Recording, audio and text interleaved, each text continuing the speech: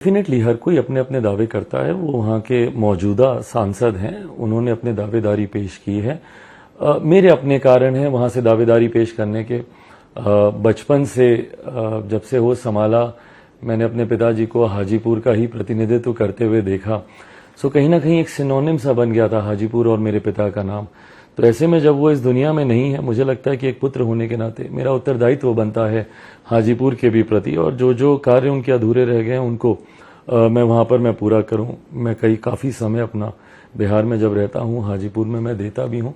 तो यकीनन मेरी ख्वाहिश है, अंतोगत्वा इस पे अंतिम निर्णय भारतीय जनता पार्टी को लेना है। और आई थिंक विनेबिलिटी एक बहुत बड़ा फैक्टर होता है किसी का भी कहीं से भी चुनाव लड़ने को लेकर। मैं मानता हूँ कि एनडीए और भारतीय जनता पार्टी खासतौर पर इन तमाम परिस्थिति को मद्देनजर रखेगी जरूर।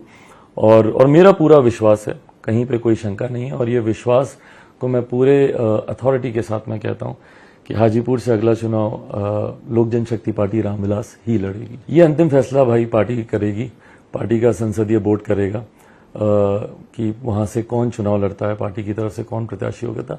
बट चुनाव लोक जनशक्ति पार्टी रामविलास लड़ से बड़े हैं उम्र में, और बड़ों का हक होता है, अधिकार होता है, नाराज हो सकते हैं, डांट सकते हैं, कुछ भी कह सकते हैं। मैंने आज तक कभी उनकी किसी बात का ना बुरा माना, ना मैंने किसी भी बात पर उनको पलट के जवाब दिया, ना मेरे संस्कारों में है ये।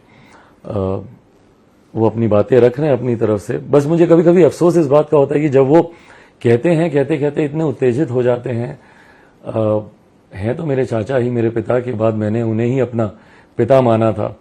तो ऐसे में जब मैं उनको देखता हूं इस तरीके से परेशान, या जिस तरीके से कमेंट्स आते हैं उनके बारे में, या लोग कहते हैं, इन बातों को लेकर मैं दुखी होता हूं कि उम्र के इस पड़ाव में इतने चिंतित, इतने परेशान, इतने आक्रोशित जब मैं उनको देखता हूं, या जब लोग उनके बारे में ऐसी बातें करते हैं, उनके हर कमेंट्स, उनके हर बाइट के बाद जब नीचे कमेंट्स आप पढ़ते हैं, तो वो चीज़ें मुझे ज़रूर परेशान करती हैं। बट मुझे लगता है समय हर चीज़ का रास्ता खोज ही लेता है। 24 आते आते तक ये बात और स्पष्ट हो जाएगी। मेरे चाचा ने ये फैसला कई बार न सिर्फ लिया है, बल्कि इसकी घोषणा भी उन्होंने कई बार कही। उन्होंने तो यहाँ तक कहा कि सूरज पश्चिम से उग जाएगा पर चिराग के साथ मैं कभी नहीं जाऊँगा। हाल फिलहाल में भी जब केंद्रीय गृह राज्य मंत्री आदरणीय नित्यानंद राय जी गए, उन्होंने उनसे बातचीत की, उस वक्त भी उन्होंने पूरी तरीके से इस बात को नकारा कि ऐसा कोई समझौता संभव ही नहीं है। तो जब घर के बड़ों ने ही ये फैसला ले लिया तो मेरी हामी का या मेरे इनकार का कोई मायने ही नहीं बचता। बहुत पहले भी आपसे कहा था और सभी प्रेस मीडिया के साथियों से मैंने कहा था कि जब दल टूटता है तो दल जुट जाता है। जैसे लालू जी और नीतीश जी अलग अलग हो गए थे तो दोनों फिर एक हो गए।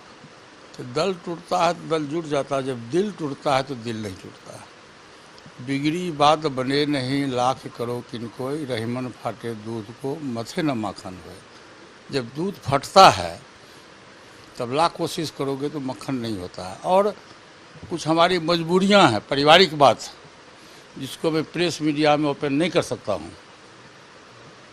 इसलिए हमारे परिवार के लोग इस पक्ष में नहीं। चुनाव लड़ने का तो कोई सवाल ही नहीं है उनका।